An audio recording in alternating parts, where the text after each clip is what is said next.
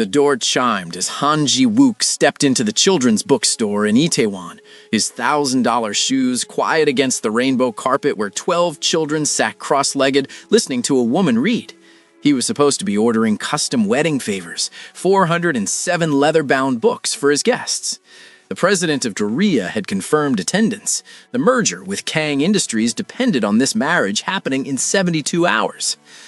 But Ji-wook froze 3 steps inside because the woman reading to those children was his ex-wife, Amara Williams, the woman he'd divorced 5 years ago, the woman who'd vanished with $500,000 and an NDA that said she'd never contact him again. And sitting beside her, playing with alphabet blocks, was a 4-year-old girl with his eyes. Not similar eyes, his exact eyes. The same deep brown, the same almond shape, the same slight upturn at the outer corners that made the Han family recognizable anywhere in Korea. Ji-wook's mind did the math in 3 seconds. Divorced 5 years ago, child approximately 4 years old, which meant this little girl had been conceived when they were still married, which meant Amara had been pregnant when she disappeared, which meant everything his mother told him 5 years ago was a lie. The little girl looked up from her blocks and waved at him. Just waved, the way children wave at strangers, friendly, innocent, completely unaware that she'd just detonated her father's entire existence. Amara's head snapped up mid-sentence in The Very Hungry Caterpillar. Her voice caught. The book trembled in her hands. For 11 seconds, they just stared at each other across a carpet full of oblivious children talking about butterflies. Ji-wook mouthed 3 words. "Is she mine?" Amara nodded once, just once, and that single nod shattered 5 years of carefully constructed lies. If you're already enjoying this story and want more content like this, hit that subscribe button and drop a comment below telling me what you think happens next. And can I ask you a very simple question? Where in the world are you watching from? Drop it in the comment section. I love to see how these stories unite us all. Now, let's see how Ji-wook's perfect life completely falls apart. K Afro Tales. The weak will become strong one day. He stood there, frozen, while his phone buzzed with messages from his wedding planner. Floral arrangements needed approval. The ice sculpture design required sign-off. His fiancée, Kang In-ji, wanted to know if his mother had approved the seating chart yet. 407 guests, a multi-billion-dollar merger. The 3rd richest man under 40 in Korea was getting married in 3 days. Except now he couldn't remember why. Amara finished the story with a voice that shook only slightly. Parents arrived to collect their children. Small talk about next week's reading session. Goodbyes. The little girl, his daughter, waved to everyone because she was friendly like that. She waved at strangers in supermarkets, at old ladies on subways, at pigeons in parks. And then the store was empty. Just the 3 of them. 2 adults who'd once loved each other, and the child that love had created. "Zara," Amara said quietly, "go upstairs to our apartment, sweetheart. Mama needs to talk to this man for a minute." "Okay, Mama." The little girl, Zara, her name was Zara, skipped toward a door at the back of the store, already humming the Caterpillar song. She had no idea that downstairs her entire life was being negotiated. The moment the door closed, Ji-wook exploded. "I have a daughter, and you never told me." "I told you I was pregnant 5 years ago," Amara said, her voice deadly calm. "You chose to believe your mother instead of me. You disappeared. You filed for divorce while I was in Singapore on business. You vanished completely." "I was accused of corporate espionage, Ji-wook. Your mother had me followed by private investigators. Your company's legal team threatened me with deportation. The severance agreement I signed, the one that gave me $500,000, included a clause that I would never contact you again. So I didn't." Ji-wook felt the ground shift beneath him. "What severance agreement? I never authorized any—" "You really don't know?" Amara laughed, bitter and broken. "God, Ji-wook, your mother runs your life. She always has. When I told you I was pregnant, you went to her first, and she made me disappear." Amara pulled out her phone, hands shaking. She showed him documents she'd kept for 4 years. A severance agreement signed by his mother, not him. Corporate espionage charges that evaporated the moment she signed. Photographs from private investigators following her to coffee shops, bookstores, her doctor's appointments, lawyer letters threatening prosecution, deportation warnings, all orchestrated by Madame Han Soo-jin. And at the bottom of the last document, a clause in small print that made Ji-wook's blood run cold. The party agrees to never contact Han Ji-wook or any member of the Han family regarding claims of paternity, pregnancy, or any matter related to the marriage, under penalty of criminal prosecution and immediate deportation. Ji-wook read the same sentence 3 times. The date on the document, 5 years ago. 2 weeks after Amara had told him she was pregnant. 1 week before she'd vanished from his life. His mother had done this, had fabricated evidence, had threatened the woman carrying his child, had paid her to disappear, had lied to his face for 5 years. And he, God help him, he'd believed every word. He'd let Amara go without a fight. "Your wedding is in 3 days," Amara said, her voice steady now, cold. 407 guests. I read about it in the news. The merger with Kang Industries. Your mother picked Eunji because her father owns the semiconductor patents you need. So congratulations, Ji-wook. I hope she knows what she's getting into. I hope she's stronger than I was. You think I can just walk away? Ji-wook's voice cracked. After finding out I have a daughter? You think I can marry someone else and pretend this didn't happen? You did it once already. That sentence hung in the air like smoke. True. Devastating. Unanswerable. I need to see her again. Please. I need to know her. She doesn't know you're her father. She thinks you're just some man who walked into our bookstore. When can I tell her? When you prove you're staying. Amara's eyes were hard. When you prove you won't choose your mother over her the way you chose your mother over me. How long? As long as it takes. Ji-wook pulled out his phone. His hands were shaking as he scrolled through his contacts, found his wedding planner's number, and made a call that would cost him everything. Cancel it, he said. Cancel the entire wedding. Yes, I'm serious. I don't care about the deposits. I don't care about the guests. Cancel everything. He hung up, made another call. Eunji, it's Ji-wook. I can't marry you. I'm sorry. The merger is off. I'll compensate your family for any losses. I'm sorry. He hung up before she could respond, made a third call. Mother, I know what you did to Amara. I know about the severance agreement, the fabricated espionage charges, the threats. I found my daughter today. The wedding is canceled. Don't contact me again. He ended the call, blocked his mother's number, and looked at Amara, who was staring at him like she'd seen a ghost. What did you just do? She whispered. I chose my daughter. I should have chosen you 5 years ago. I'm choosing her now. Amara's eyes filled with tears. Do you have any idea what your mother will do to you? I don't care. You should care. She'll destroy you. Then she destroys me. But I'm not losing another 5 years with my daughter. Can I see Zara tomorrow, please?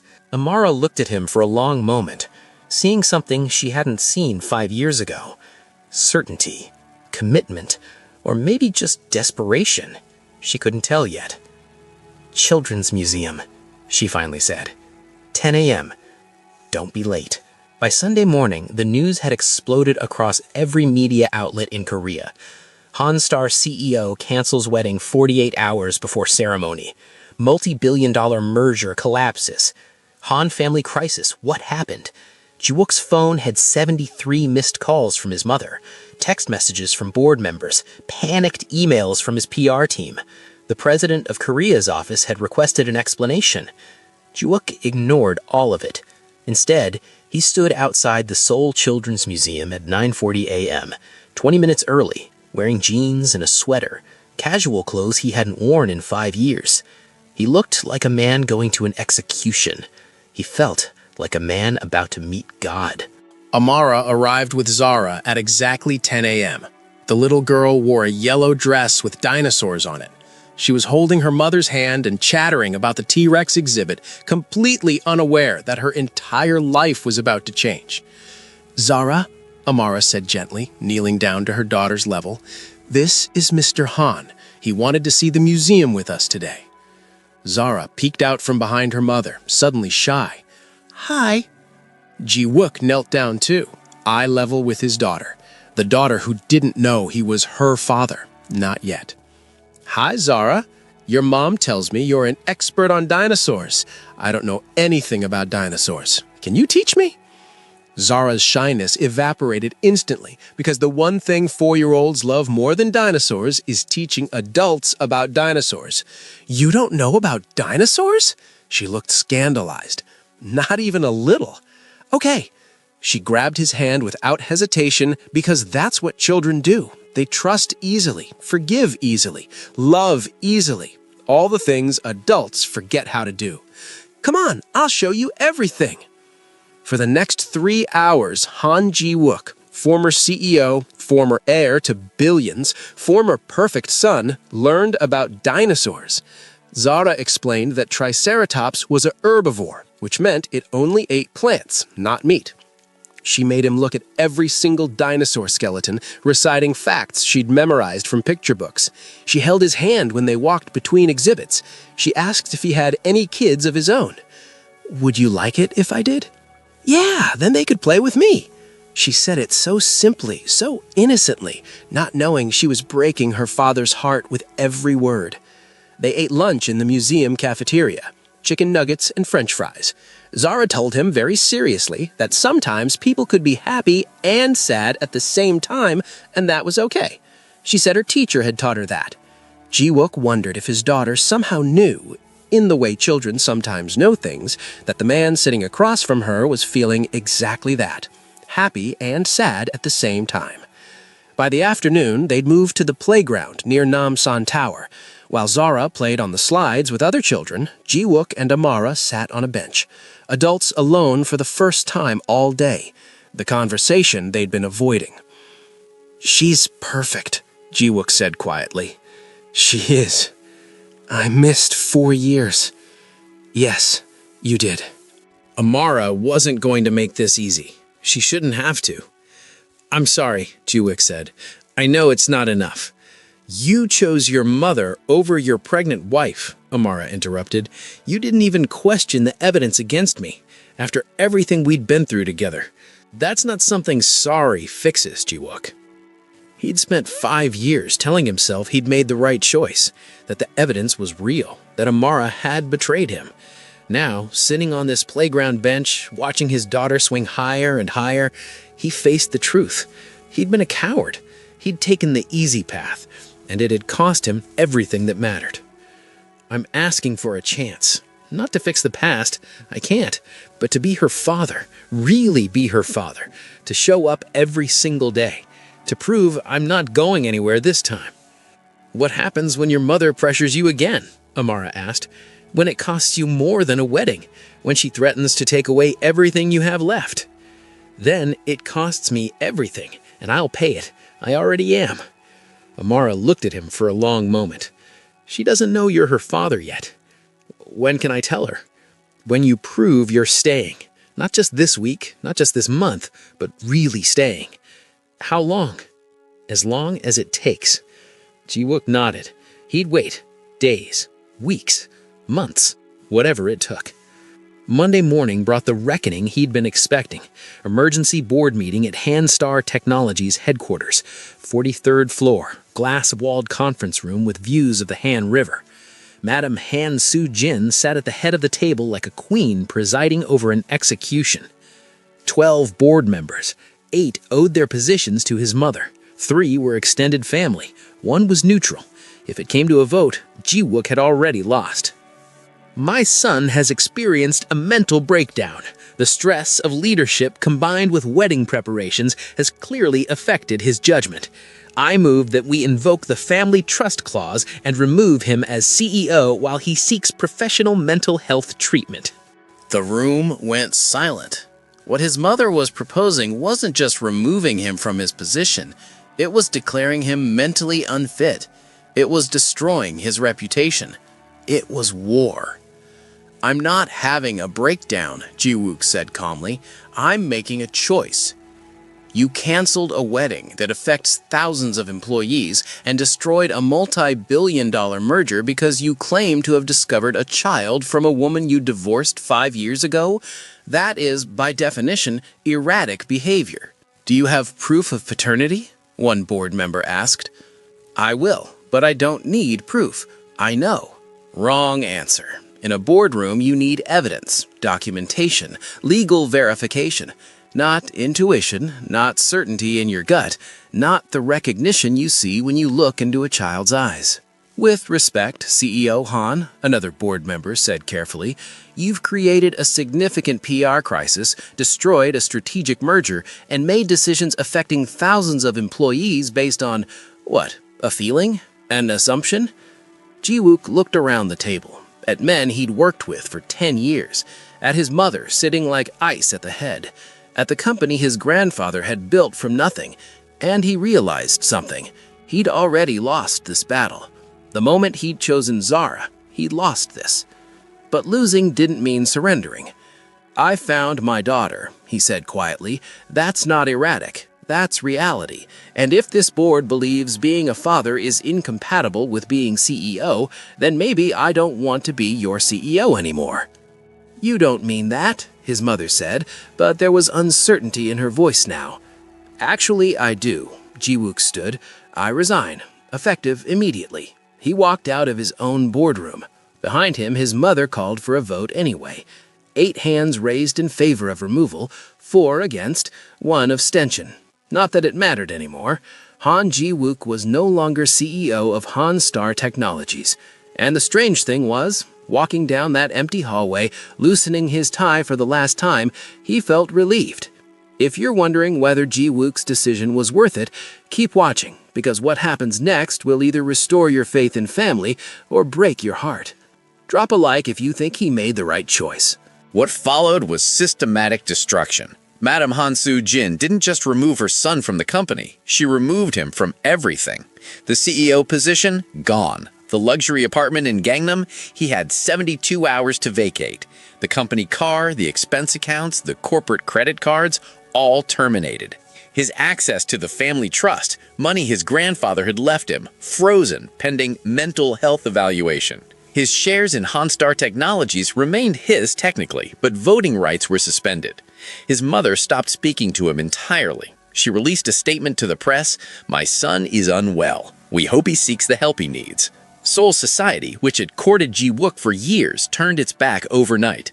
Invitations disappeared, phone calls went unreturned, friends he'd known since childhood suddenly couldn't meet for lunch. The president's office released a statement expressing concern about his erratic behavior. In 72 hours, Han Ji-wook lost everything his mother had spent 30 years building for him. He moved to a studio apartment in Hongdae, student neighborhood, small, affordable. The first place he'd paid for with his own money in 15 years. That night, sitting on the floor of his empty apartment, surrounded by boxes, he texted Amara, "I lost the company, lost everything, but I'm still here. Can I see Zara tomorrow?" Amara read the text, read the news articles showing her ex-husband's spectacular fall from grace, looked at her daughter sleeping peacefully, unaware that her father had just sacrificed everything for the chance to know her, and she typed back, "Yes, and Ji-wook, I'm sorry about the company." Ji-wook stared at her message for a long moment, then typed 3 words, "I'm not," and he meant it. Here's what Amara was watching for over the next 2 weeks. Would he show up? Not just once, not just when it was exciting or new, but every single day. In the rain, when he was tired, when he was dealing with lawsuits and board meetings and his mother's lawyers, would he still show up? Day 1. Ji-wook arrived at the bookstore at 3 p.m. to help Amara close up. He was early. Day 2. Saturday story time. He read The Gruffalo to 12 kids, stumbled over the English accent. The kids giggled. He kept going. Day 3. Aquarium with Zara. She made him look at jellyfish for 45 minutes straight. He didn't complain once. Day 4. Zara was sick with a cold. Ji-wook showed up anyway, brought soup he'd made himself. It wasn't very good. Zara ate it anyway because she was polite like that. Days 5 through 14, he showed up every single day, rain or shine, no matter what else was happening in his imploding life, and a lot was happening. Lawsuits from Kang Industries, media harassment outside his apartment, his mother's lawyers threatening further action if he continued harassing his alleged daughter. Ji-wook handled it all, and still showed up at 3 p.m. every day. Zara started calling him Uncle Ji-wook, started saving her drawings to show him, started asking, "Is Uncle coming today?" every morning at breakfast. And Amara started to believe, started to see the man she'd fallen in love with 6 years ago, the man his mother had buried under expectations and control and fear. On day 15, after Zara was asleep upstairs, Amara poured 2 glasses of wine. She and Ji-wook sat in a bookstore after closing. First time they'd been alone in 2 weeks. "You're good with her," Amara said quietly. "I want to be her father, officially. I want her to know. She doesn't know yet." "When?" Amara looked at him, really looked, saw the exhaustion, the determination, the man who'd lost everything and kept showing up anyway. "Tomorrow. We'll tell her tomorrow." Wednesday morning, the bookstore apartment. Zara eating cereal with way too much sugar. Amara pretending not to notice. And the conversation that would change everything. "Zara, sweetheart," Amara said carefully, "Mama needs to tell you something important about Uncle Ji-wook." Zara looked up, suddenly worried. "Am I in trouble?" "No, baby. It's about Uncle Ji-wook. He's not just Mama's friend. He's—" Amara took a breath. "He's your dad." Zara stopped mid-chew, processed this information with the seriousness of someone solving quantum physics, which to a 4-year-old this basically was. "My dad?" "Yes. Remember how you asked why some kids have dads and you don't? Well, your dad didn't know where we were, but he found us, and he wants to be your dad, if you want him to be." 4 seconds of complete silence. Then, "Uncle Ji-wook is my dad?" "Yes." "Why didn't he know where we were?" The question Amara had been dreading. How do you explain adult complications to a 4-year-old? It's complicated, baby, but he knows now, and he wants to be here for you. Always. "Does he love me?" Amara's eyes filled with tears. "So much, Zara, so much." "Can I call him Dad?" "If you want to." Zara thought about this for approximately 8 seconds. Then, with the decisiveness of someone choosing ice cream flavors, "Okay, but can I still call him Uncle Ji-wook sometimes? I like that name." Amara laughed through her tears. "You can call him whatever you want." The doorbell rang. Ji-wook, right on time. 9 a.m., exactly like he'd promised. Zara jumped up, ran to the door, opened it, and said 2 words that would break and heal Ji-wook simultaneously. "Hi, Dad!" Ji-wook froze, looked at Amara standing in the kitchen doorway with tears streaming down her face, looked back at Zara, and for the first time in 15 days, he touched his daughter knowing she was his daughter, and she knew it too. He knelt down. Zara hugged him without hesitation, and Ji-wook cried. Right there in the doorway. Didn't try to hide it, just held his daughter and cried. "Mama said you're my dad now," Zara said, pulling back to look at his face. "Is that okay?" "That's more than okay," Ji-wook managed, voice breaking. "That's perfect." "Good. Can we go to the park? I want to show you my new swing trick." And just like that, Zara accepted her father, because children don't hold grudges. They don't overthink. They don't demand explanations for years lost. They just love, if you let them. 3 months later, Zara's 5th birthday party. The bookstore decorated with streamers and balloons shaped like dinosaurs. 12 kids from preschool running wild. A cake that Ji-wook had baked himself. Lopsided, frosting uneven, but made with so much love it didn't matter. And a little girl in a princess dress who ruled her party like the queen she absolutely was. Ji-wook and Amara stood together, watching the chaos. Not touching, not a couple, but something. Something new that neither of them could quite name yet. "You're really not going back to the company?" Amara asked. "No, I'm starting something new, smaller, mine. Educational technology for kids. Actually using my Stanford degree for something that matters. And I'm actually happy, Amara. For the first time in years, I'm happy." "Your mother still won't speak to you?" "No. Maybe she never will. But I have a daughter who calls me dad. I have this. He gestured at the chaotic party, the children laughing, Zara bossing everyone around about cake-cutting procedures. It's enough. Enough. Amara tested the word. That's not something you would have said 3 months ago. 3 months ago, I didn't know what enough meant.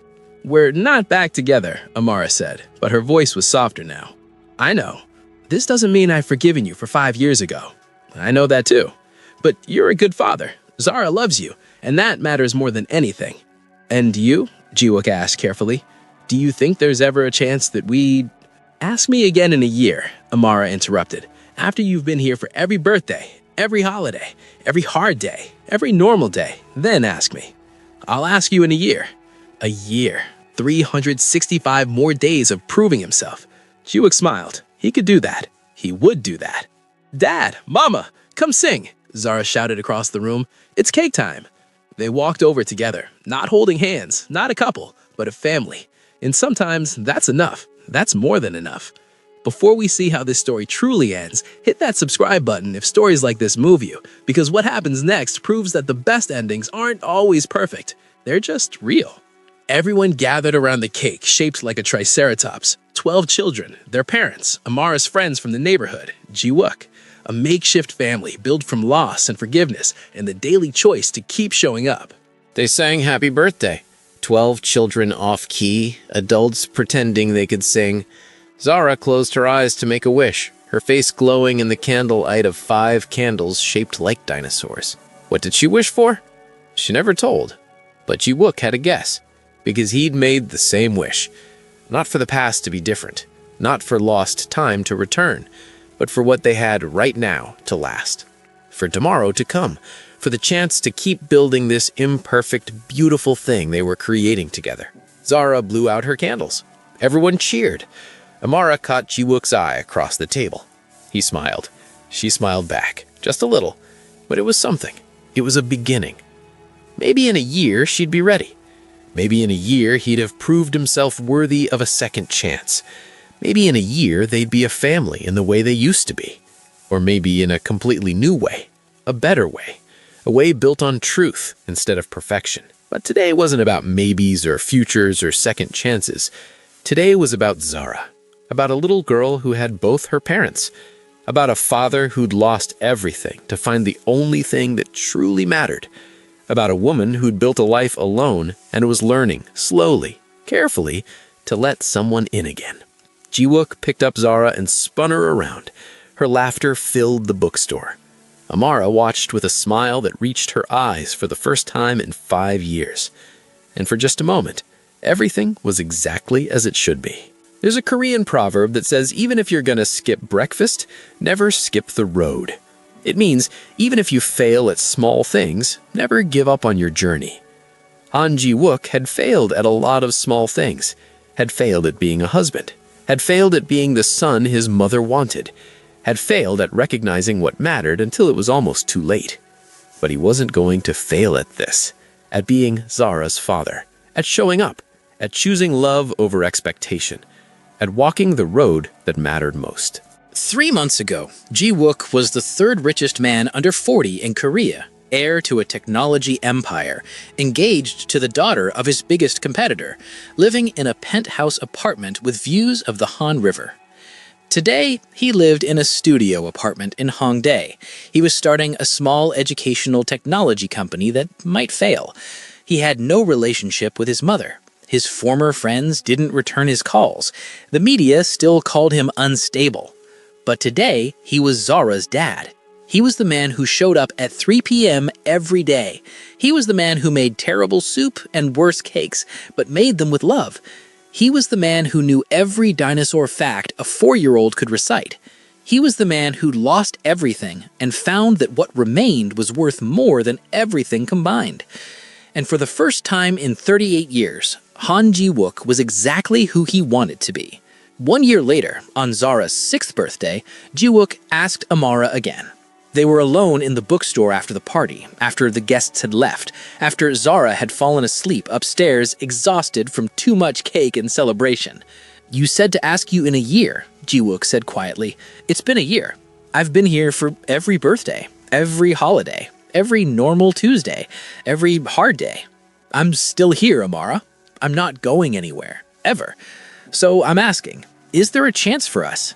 Amara looked at him for a long moment, at the man who'd shown up every single day for 365 days, who'd chosen their daughter over everything, who'd rebuilt his entire life around being the father Zara deserved. Yes, she said simply, there's a chance. And not because he'd earned forgiveness, not because time had erased the hurt, but because he'd earned something harder to build and easier to break. He'd earned trust. And trust, it turns out, is harder to build than empires, more valuable than wealth, more lasting than perfection. They didn't kiss, they didn't rush into anything, they just sat together in the quiet bookstore, two people who'd loved and lost and were learning, slowly, carefully, to love again. Not the way they had before, but in a new way, a better way, a way built on truth and choice and the daily decision to keep showing up. Upstairs, Zara slept peacefully, dreaming of dinosaurs and birthday parties, completely unaware that downstairs, her parents were writing a new ending. Not a perfect ending, not a fairy tale ending, but a real ending, the kind that matters most. This story is dedicated to fathers who showed up late but showed up anyway, to mothers who built families alone and found the strength to let someone in again, and to children who forgive more easily than we deserve and love more purely than we remember how to. Because sometimes the best thing you can lose is everything, and sometimes the only thing worth keeping is the thing you almost threw away. And sometimes, just sometimes, showing up is enough. K Afro Tales. The weak will become strong one day.